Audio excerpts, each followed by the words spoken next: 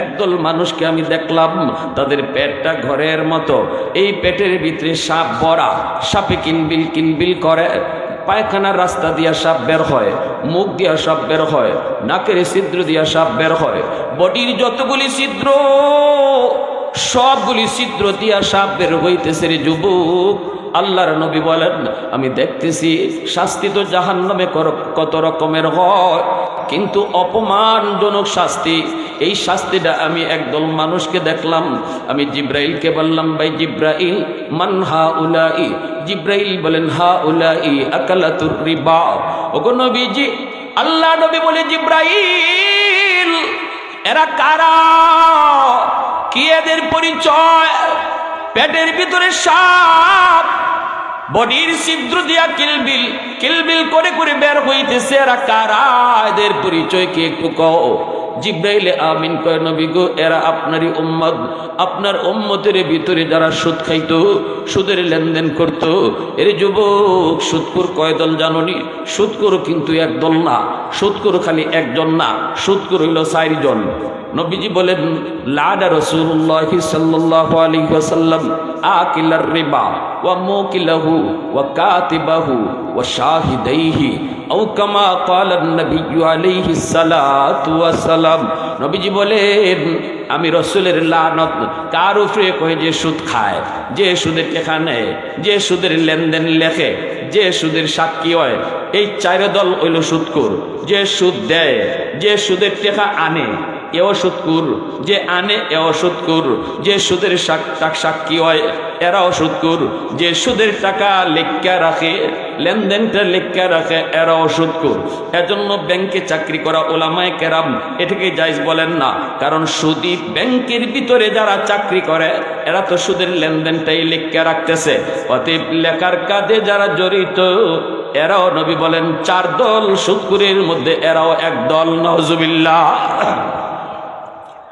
সুদী ব্যাংকের ভিতরে চাকরি, কিতাবের ভিতরে লিখছেন শুধু দারোয়ানের চাকরিটাই জায়েজ, সুদী ব্যাংকের দারোয়ানের চাকরিটাই শুধু জায়েজ। আর সুদখোর সুদী ব্যাংকের ভিতরে ম্যানেজার বলেন আর যত পোস্ট বলেন, এই পোস্টগুলা শরীয়তে বৈধ বলে না, কারণ এরা লেখার কাজে জড়িত। এজন্যই রাসূল কইছে 4 দল হলো সুদখোর। এই 4 দলের মাথার উপরে আল্লাহর নবীর লানত। নাউজুবিল্লাহ, জোরে বলেন। যে সুদের টাকা দেয় এর মাথার উপর নবীর লানত, যে সুদের টাকা আনে এর উপর লানত, যে সুদের সাক্ষী হয় এর উপর লানত, যে সুদের লেনদেন লেখে এর উপর লানত। এজন্য মনে রাখবেন, যেখানে সুদের কথাবার্তা হইতেছে, সুদের টাকা একজনই দিব আর একজনই নিব, আপনি যদি কাছে থাকেন দয়া করে সাথে সাথে এখান থেকে সরিয়ে দিবেন।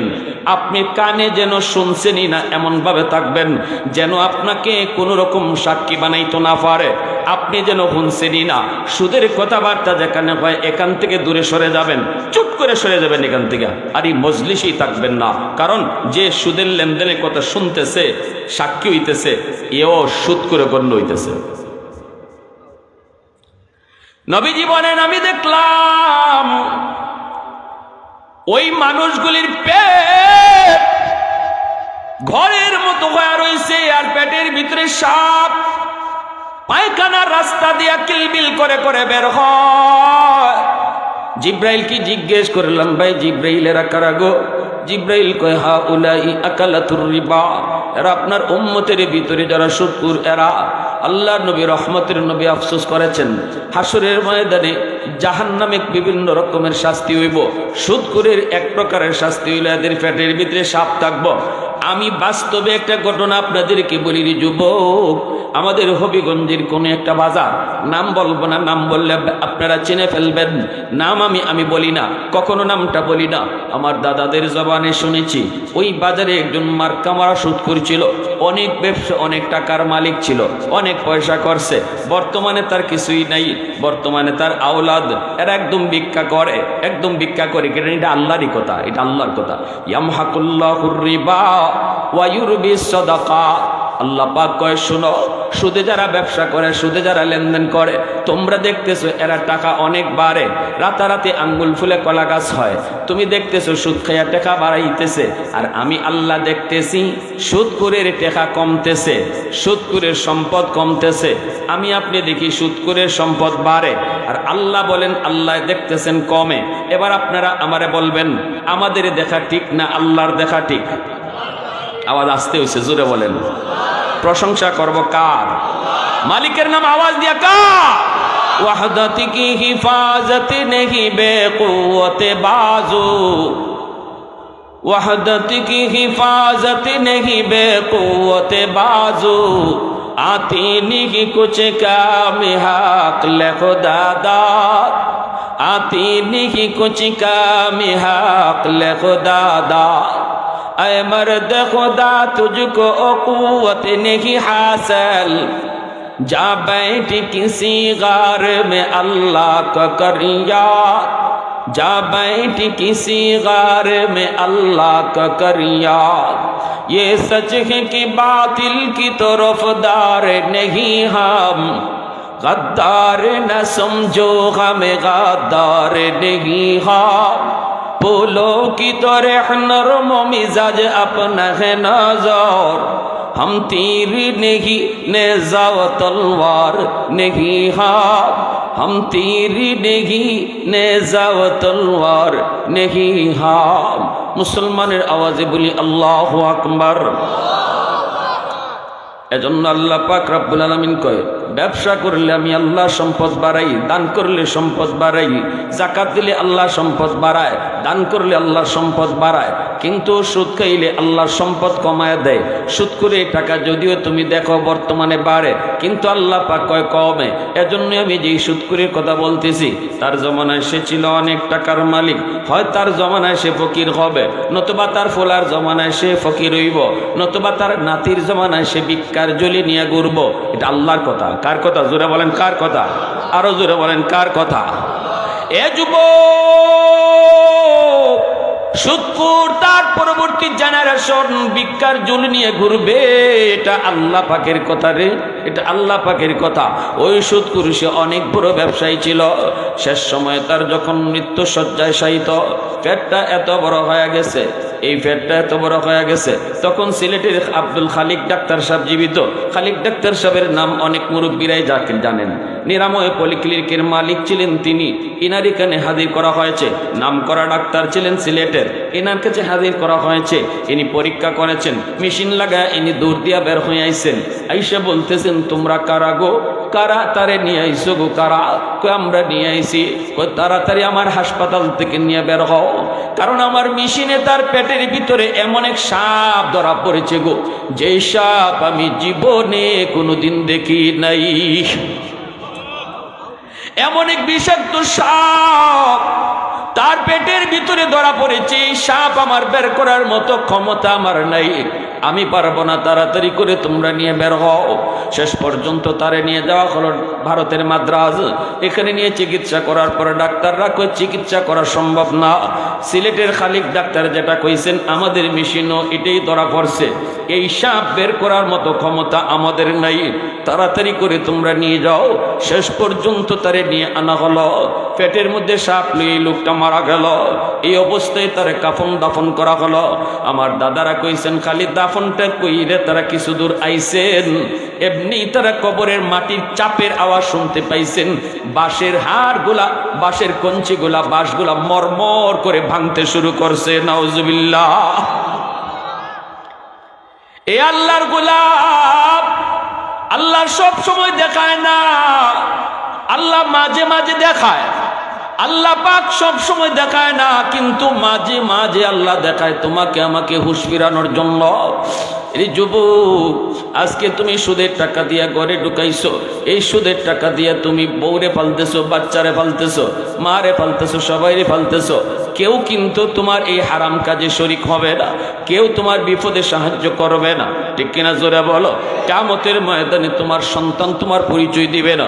ইয়াউমা ইয়াফিরুল মারউ মিন আখিহি ওয়া উম্মিহি ওয়া আবিহি ওয়া সাহিবাতিহি ওয়া বানিহি।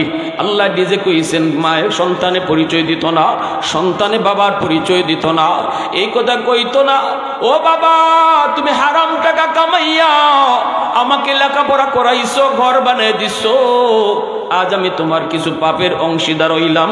এই কথাটা বাপেও কইতো না, ছেলেও কইতো না, বউও কইতো না। সুদখোর কত বড় আহমক, কত বড় আহমক হারাম করে, যারা হারাম কামাই করে, এই হারাম টাকা দিয়া সে ঘর বানাইছে। এই ঘরের মধ্যে সে কিন্তু একা থাকে না, একটা রুমের মধ্যে সে থাকে, আরো 5টা রুমের মধ্যে তার মা থাকে, ভাই থাকে, বোন থাকে, আত্মীয় স্বজন কতজন থাকে। কিন্তু মালিক হাসরের ময়দানে হারাম টাকা দিয়ে যেই ঘরটা বানানো হলো গো, এই পুরা ঘরের হিসাব নিব একজনের কাছ থেকে।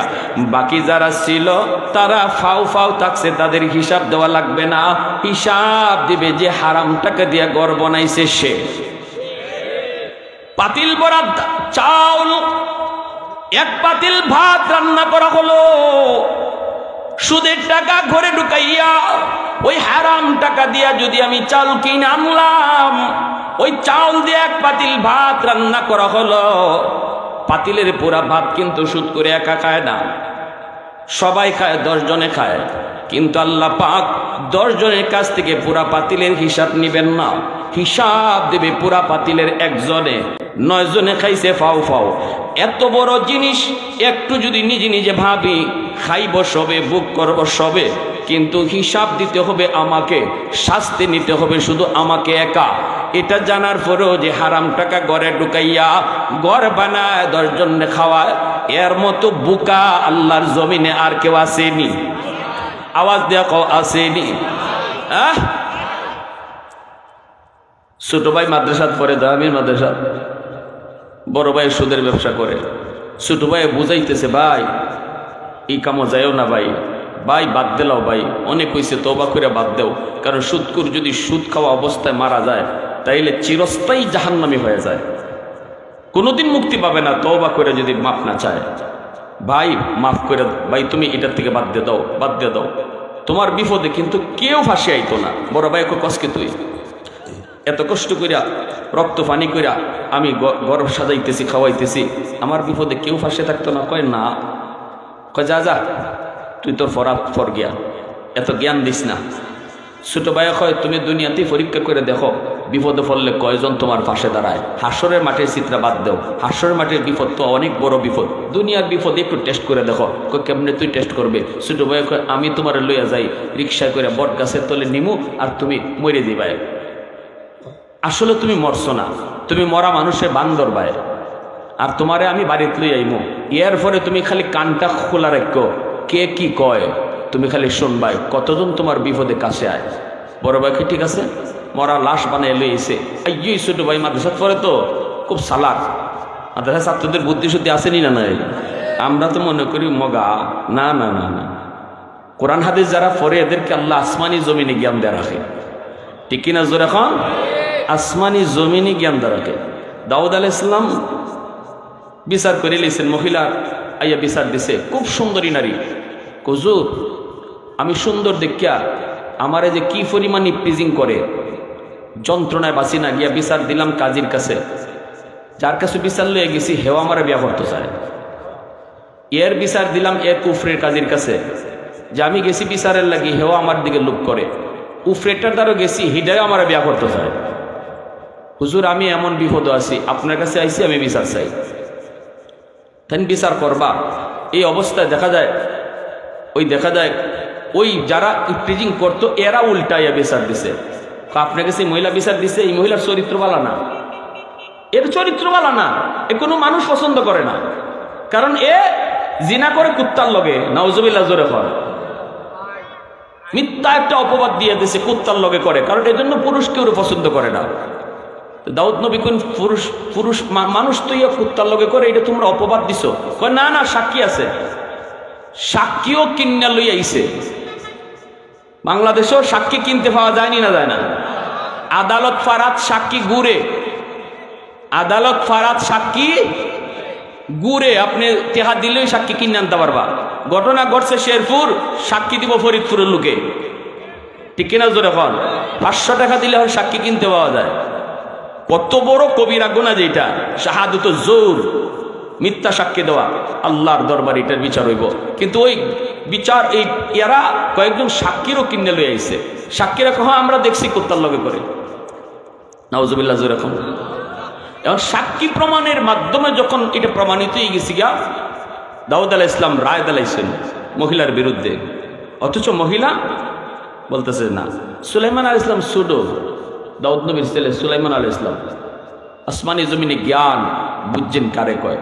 তিনি বলতেছেন আব্বা আমার কাছে একটু বেজাল বেজাল লাগতেছে, শুধু মানুষের একটু বেজাল বেজাল লাগতেছে। বাবা কি করবো, সাক্ষী প্রমাণ তো একই কথা কইতেছে। আব্বা আমার একটু সময় দিন।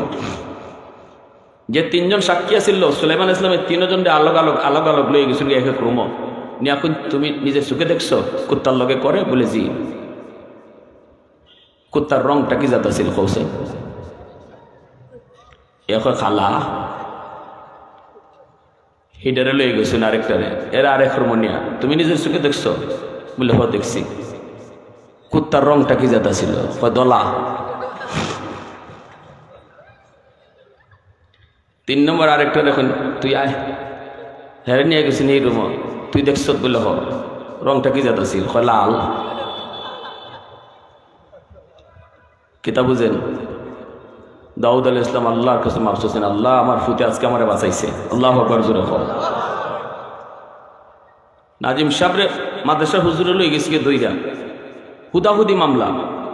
নাজিম সাহেবকে হারাইছেন মাননীয় আদালত, মাই লর্ড আমি আমার হুজুরের পক্ষে উকিল হইতাম।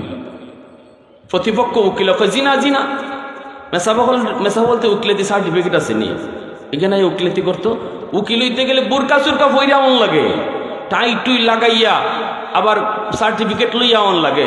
তাই না ইয়া কইবা উকিল হইতা? জিনা মাই লর্ড ইয়োর অনার, অসম্ভব। কোনো হুজুর মুজুর এখানে এলাও না। হুজুরের কাম হইল আজ মাঠো এখানো না।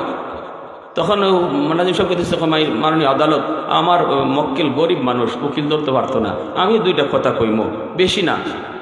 তখন খালি ওই উকিলে খালি না করতেছে, কয় না না ওই তুই না।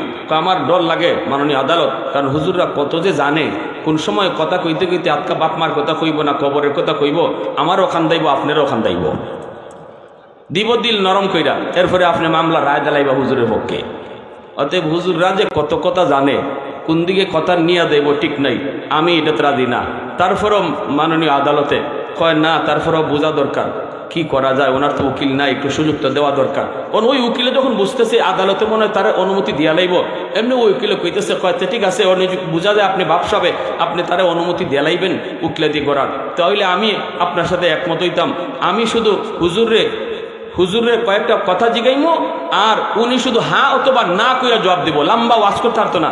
এই কোর্টও যদি ওয়াজ শুরু করে তে কিন্তু স্যার আপনিও শেষ আমিও শেষ, কান্দাগাড়ির বাইশ শুরু হইব। দরকার নাই, হ্যাঁ অথবা না কইয়া ওনারা ছেড়ে দিতে হইব। তেমনি নাজিম সাহেব কয় মাননীয় আদালত, উনি যে কইছে খালি হ্যাঁ অথবা না কইয়া আমারে এখানে আটকাই দিত, এমনও তো কথা আছে যে কথা হাও কন যায় না, নাও কন যায় না। এমনি উকিল কয় জি না, জি দুনিয়াতে এমন কোনো কথাই নেই, হ্যাঁ অথবা না কইয়া জবাব দেওয়া যায় না, এমন কোনো কথাই নেই। নাজিম সাহেব কইতে আমি একটা কথা কই, আপনি হ্যাঁ অথবা না কইয়া জবাব দিলাইন। কয় কন কন। নাজিম সাহেব কয় তাইলে আপনি কন, আপনার বাপে যে আগে জুতা চুরি করতো মসজিদ থেকে, এই অভ্যাসটা এখনো আসেনি না নাই? বুঝছেন হুজুরের কথাটা হয়েছে কিতা, ভালো করে বুঝছেন। আপনার বাপে যে মসজিদ থেকে আগে জুতা চুরি করতো, এই অভ্যাসটা এখনো আছে না নাই? এখন যদি কয় আছে, তে আগেও জুতা চুর এখনো জুতা চুর। আর যদি কয় নাই, তাহলে এখন জুতা চুরি করে না, আগে চুরি ঠিকই করতো। কথাটা বুঝছেন? এখন উকিল হিসাবে ফাড়াবাস ছিলেন আপনারা, ফাড়াবাসের সিবাত করে ক্যাকে ক্যাকে করতেছে। কই কি উকিল সাহেব হ্যাঁ তোমার না কইয়া জবাব দেন আদালতে, মাননীয় আদালতে। কি উকিল সাহেব হ্যাঁ না কোন মুখ মেলাইতে পারে না, আড়াইতে পারে না। এমনি উকিল কয় মাননীয় আদালত মাফ চাই, জীবনে আর হুজুর গো পিছনে হুকুম চাইতাম না। আমার বুঝ হয়ে গেছি এরা যে কিতা মাথা লইয়া চলে। তো এজন্য বলতেছিলাম আমার ভাইয়েরা বন্ধুরা, এজন্য আল্লাহ পাক আসমানি জ্ঞান দেওয়া রাখছে, উলামায়ে কেরামের মাথায় আসমানি জ্ঞান আছে, ঠিক কিনা জোরে বলেন। কোন কথার দিকে কোন কথার গেছি? ভাই ভাইয়ের কথা। ওই যে দয়ামীরের ছাত্র তখন আব্বা ভাই তো মরে গেছে। বাপে কয় বাজান এখন কেমনি কি করা? বাপেও কান্দে, বউ কান্দে, বাতিজাও কান্দে। এই অবস্থায় মাদ্রাসার ছাত্র কয় আব্বা কান্দ না, আমি জিন হুজুরের কাছ থেকে আই। হুজুরের কাছে দৌড়ে আইসে, আয়া কয় হুজুর একটু ফু দেন। মনে হয় বাইরের কোনো দম টমাটকে রইছে। হুজুরের কাছে কি যাইব, হে নিজেই জিন হুজুর, সব তো হেওই বানাইছে। দৌড়ে আইসা আব্বা হুজুর একটা ফু শিখাইয়া দিছে, এই ফুটা যদি বাইরে ফু দেই তাহলে বাইরে দম ফিরে আইব, দমটা বুকা আটকে রইছে। এটা একটা জিনে কারবার করছে, এটা বদ জিনে একটা কারবার করছে।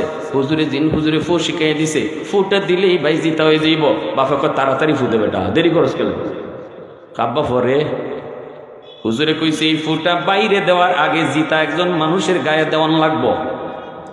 ওই জিতা মানুষটা ফু খাইয়া জিতাও থাকতে পারে, মইরেও যাইতে পারে, সম্ভাবনা আছে দুইটারই। তবে বাইরে ফু দিলে বাই যে জিতা হইব 100%, কোনো ধরনের সন্দেহ নেই। আব্বা বাইটারে জিতা করার জন্য আমি তোমার গায়ে ফুটা দিমুনি, তুমি যে মইরা যাইবা এটা শিওর না, মরতায় পারো বাঁচতায় পারো। যে বাইটা এত কষ্ট করে সংসার চালায় গো বাবা, ওই বাইটারে বাঁচানোর জন্য তোমার গায়ে ফুটা তুমি নিবাইনি। এমনি বাপে কয় রাখ, এর বউরে ডাক দে। মরা বেটা শুনতেছেনি? এ মরা না জিতা? জোরে কও ভাবি, ভাবি খাইন্দ না, ভাই জিতা হইব, জিতা হইব। ফু শিখাই দিছে হুজুরে, ফুটা আমি আপনার গায়ে দিমুনি না দেব না, আব্বাই তো লয় না। ভাবি গো তুমি যে মইরা যাইবা এটা কিন্তু শিওর না, তবে ভাই যে জিতা হইব এটা 100%। এমনি এইভাবে কয় যেখানে আছো এখানেই থাকো, যে মরছি হই মরুক। মরা বেটা শুনতেছেনি? মরা বেটা আচ্ছা যে মরছি হই মরতো, দেখারও জিতা হইয়া লই। বাতিজারে ডাক দিছে, বাতিজা খান্দ না, বাতিজা তোমার আব্বা জিতে হইব। ফুটা লইবাই নি, তোমার মায়ও লয় না, তোমার দাদাও লয় না। ফুলা কয় চাচা তুমিও আমার আব্বা, হিগানোই খাও। এমনি মরা বেটা উঠতে দিছে, এক দূরে দেওয়া আমির মাথা সাথ। মরা বেটা গিয়া হুজুর আমার তওবা করান, জীবনে আর সুদ খাইতাম না, সুদের টাকায় লেনদেন করতাম না, বুঝে লেছি কে কদ্দুর করবো, ঠিক না? নিজের হোকা। হাশরের ময়দানে আল্লাহর নবী রহমতের নবী বলেন জাহান্নামের ভিতরে ঢুকে দেখি একটা রক্তের নদী। এই রক্তের নদীর ভিতরে একটা মানুষ সাঁতরাইতে সাঁতরাইতে কিনারায় আসে। এমনি একজন ফেরেশতা এত মোটা পাথরটা লইয়া তার মাথার মধ্যে মারলে পরে সে আবার রক্তের নদীর মাঝখানে যায়। পাথর মারা মাত্রই তার মাথাটা একদম ফাইটিয়া ছিটকে মগজ বাইর হয়। এরপরে মগজটা আবার মাথাটা আবার ঠিক হয়, আবার নদীর মাঝখানে যায়। কিনারও আইলে পরি পাথরের আঘাত পায়। আল্লাহর নবী জানতে চেয়েছেন ভাই জিব্রাইল এরা কারা? জিব্রাইল আমিন কয় এরাও সুদকুর, এই সুদকুরের শাস্তি এটা। আল্লাহর নবী রহমতের নবী এইভাবে 3টা শাস্তির বিবরণ দিয়েছেন। এক হলো হাশরের ময়দানে সুদকুর জিনদরা রোগীর মতো মাতাল হয়ে ঘুরবে। 2 নম্বর পেটের মধ্যে সাপ ভরা থাকবে। 3 নম্বর হলো রক্তের নদীতে সে ঘুরবে। এই ভাই এজন্য বলেন সুদ খাইমু না সারমু? সুদ খাওয়া হালাল না হারাম? সুদ ইসলামে নেই, ইসলামে ব্যবসা আছে। সুদ খাবো না ব্যবসা করব? সুদ খাবো না ব্যবসা করব? কোন সিস্টেমে ব্যবসা? 10 ভাগ রিজিকের ভিতরে 9 ভাগ রিজিক আল্লাহ ব্যবসায় রাখছে। মানুষের রিজিকটারে আল্লাহ পাক 10 ভাগ ভাগ করলে 1 ভাগ হলো সব কিছুর মধ্যে, আর 9 ভাগ এই বরকত আল্লাহ, রিজিকের বরকত, ইনকামের বরকত আল্লাহ 9 ভাগ রাখছে ব্যবসার মধ্যে। এজন্যই সকল নবীরা ব্যবসা করেছেন। ব্যবসা করা নবীদের সুন্নত, আমার নবীও ব্যবসা করেছেন। 3 সিস্টেমে ব্যবসা করবা, মুশারাকা, মুদারাবা, মুরাবাহা। এই 3 সিস্টেমে তুমি ব্যবসা করো। একটা হলো নিজে নিজে ব্যবসা করলে করো, দ্বিতীয় হলো তুমি যদি শরিকানা সিস্টেমে করো, শরিকানা সিস্টেমে ব্যবসা তুমি করতে পারো, দুইজনে পার্টনারশিপে ব্যবসা করবা। এই ব্যবসা যদি তুমি করতে পারো অসুবিধা নাই। তোমরা মিল্লা একজনে বলবা লাভ লস সমান সমান, দুইজনে মিল্লা ব্যবসা শুরু করেছো, এটা শরীয়তে একটা সিস্টেম। আরেকটা হলো মুদারাবা, এখানে হলো একজনের টাকা আরেকজনের শ্রম, একজনের টাকা একজনের পুঁজি আরেকজনের শ্রম, যে শ্রম দিব সে শুধু শ্রম দিব, আরেকজনের টাকা দিল, দুইজনে মিল্লা ব্যবসা করলো, লাভ তারা ভাগাভাগি করে নিল। এখানে যে শ্রম দিব সে কিন্তু লসের ভাগিদার না, সে কিন্তু লসের ভাগিদার না।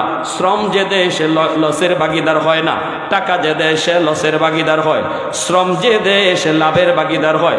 আরেকটা হলো মুরাবাহা। মুরাবাহা সিস্টেমটা হলো আপনি একটা ফ্রিজ কিনবেন, ফ্রিজ কিনতে পারেন না, 1 লক্ষ টাকা আপনার কাছে নাই, এই টাকা দিয়ে আপনি ফ্রিজ কিনতে পারবেন না। ওই অবস্থায় একজন মানুষ আইসা একটা ফ্রিজ 1 লক্ষ টাকা দিয়ে ফ্রিজটা কিনছে, কিনা আমি যে কিনতে পারি না, আমার কাছে 1,20,000 টাকায় বিক্রি করছে। ফ্রিজটা 1,20,000 টাকায় বিক্রি কইরা বলতেছে তুমি তো একসাথে দিতে পারতাই না, অতএব তুমি কিস্তিতে 1,20,000 টাকা আমারে দিও, 1,20,000 টাকা কিস্তিতে তুমি পরিশোধ কইরো। এটা হলো ব্যবসার ভিতরে মুরাবাহা। এই 3 সিস্টেমে তুমি ব্যবসা করো। এরপরে যুবক, ব্যবসার মধ্যে তুমি কখনো এমন জিনিস যে জিনিস ধরতে পাওয়া যায় না, যেটা দুকা আছে, যেটার মধ্যে দুকা আছে, লা কারারা ফিল ইসলাম, ইসলাম বলে যেটার মধ্যে দুকা আছে এই ব্যবসা হারাম নাজায়েজ। যেমন আকাশে উঠতেছে কবুতর, কই যে আমার 10টা কবুতর আছে, এই কবুতরটা তোমার কাছে বিক্রি করলাম, হারাম। কারণ এই কবুতর প্রতিদিন তোমার বাড়িতে আসে সন্ধ্যায়, এটা ঠিক, কিন্তু আজকে নাও আইতে পারে, মাথা না কার লাগে, ঠিক না নি? এজন্য ব্যবসা শরীয়তে ব্যবসা কয় কবুতর আগে ধরো, দুইটা নিজের কবজায় আনো, এরপরে বেচো, তাহলে দোকান নাই। পুকুরের মধ্যে মাছ, এই মাছ দেখায় যদি কেউ বিক্রি করে, পুকুরে আমার অনেক মাছ আছে, এই যে মাছে ওয়া দেয়, এটা মাছের ওয়া না কাঁকড়ার ওয়া, এটার কোন হিসাব আছে?